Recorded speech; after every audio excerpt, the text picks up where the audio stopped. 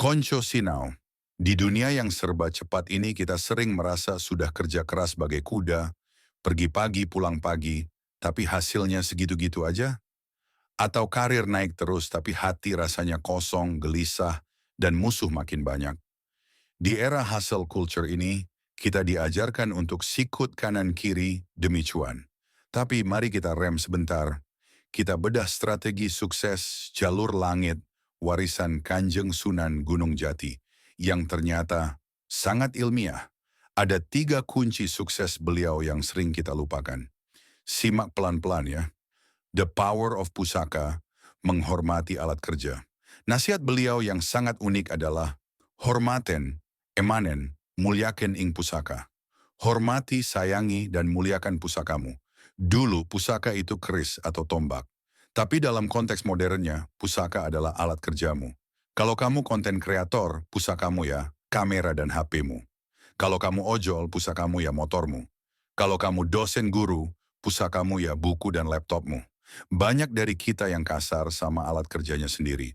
Laptop dibanting, motor nggak dirawat, buku dilempar. Padahal itu adalah perantara rezekimu. Fakta ilmiahnya, dalam psikologi industri, ada konsep yang disebut psychological ownership. Riset menunjukkan ketika seseorang merasa memiliki, merawat, dan menghormati alat kerjanya, this is mine, produktivitas dan kualitas kerjanya meningkat drastis. Merawat alat kerja adalah bentuk gratitude, syukur. Dan secara neuroscience, otak yang bersyukur akan memproduksi dopamin dan serotonin yang bikin kamu kerja lebih kreatif dan enteng. Jadi, muliakan pusakamu kalau mau rezekimu mulus. Jebakan flexing, ujub dan ria. Nasihat kedua, aja ngagungaken ing saliro, aja ujub ria. Jangan mengagung-agungkan diri sendiri, jangan sombong dan pamer. Zaman sekarang, personal branding sering kepleset jadi narsisism. Kita flexing pencapaian biar dibilang sukses. Hati-hati, ini racun karir. Sunan Gunung Jati mengingatkan, ujub itu kagum sama diri sendiri. Ria itu pamer biar dipuji orang. Fakta ilmiahnya, ini berkaitan dengan Dunning-Kruger effect dan hubris hypothesis. Orang yang sombong, overconfidence, cenderung mengambil keputusan yang salah dan ceroboh karena merasa dirinya paling pintar. Selain itu, dalam studi kepemimpinan, pemimpin yang humble, rendah hati, terbukti lebih sukses jangka panjang dibanding pemimpin yang arogan. Kenapa? Karena orang arogan menutup pintu kritik. Dan saat kamu menutup kritik, disitulah kehancuran dimulai. Kompetisi yang sehat, no office politics. Terakhir, dan ini yang paling ngeri, aja ngaji kejayaan Kang Allah. Jangan belajar ilmu kejayaan, kekuasaan, kesaktian yang buruk. Kalau ditarik ke dunia kerja modern, jangan belajar cara menjatuhkan teman kantor. Jangan belajar menjilat atasan dengan cara licik. Jangan belajar black campaign buat hancurkan bisnis lawan. Mungkin kamu menang sebentar, tapi itu kemenangan yang rapuh.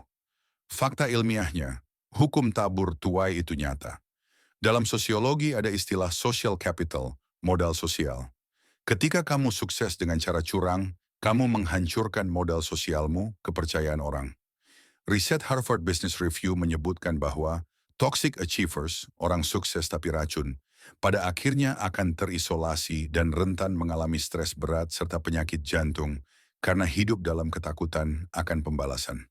Penutup, Konco Sinau, rezeki yang berkah itu bukan cuma soal angka di rekening, tapi soal ketenangan saat menikmatinya.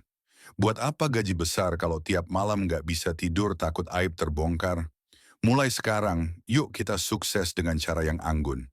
Rawat alat kerjamu, rendah hati sama pencapaianmu, dan berkompetisilah dengan bersih. Ingat pesan Kanjeng Sunan, golekana rezeki sing halal. Carilah rezeki yang halal, karena yang halal bikin hati kerasan, betah, tenang. Semoga bermanfaat.